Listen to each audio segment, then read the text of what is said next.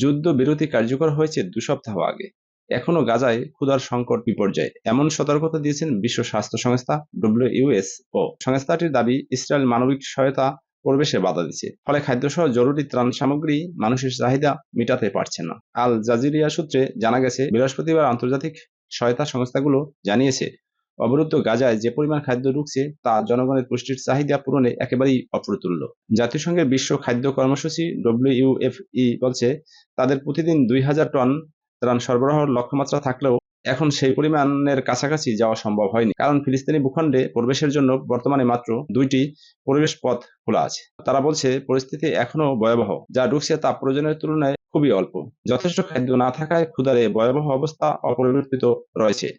এর আগে জাতিসংঘের এক প্রতিবেদনে জানানো হয়, 11,500 গর্ভবতী নারী সহ গাজার অন্তত 1/4 জনগণ বর্তমানে অনাহারে ভুগছেন। এই সংকট গাজার এক পুরো প্রজন্মের উপর দীর্ঘস্থায়ী প্রভাব ফেলবে বলে তারা জানান। বিভিন্ন সংস্থা দাবি করছেন, এখনো গাজায় জন্ম নেওয়া 70% শিশু সময়ের আগেই কম ওজন নিয়ে জন্মাচ্ছে, যেখানে 2023 সালের অক্টোবর আগেই এর হার ছিল মাত্র 20%।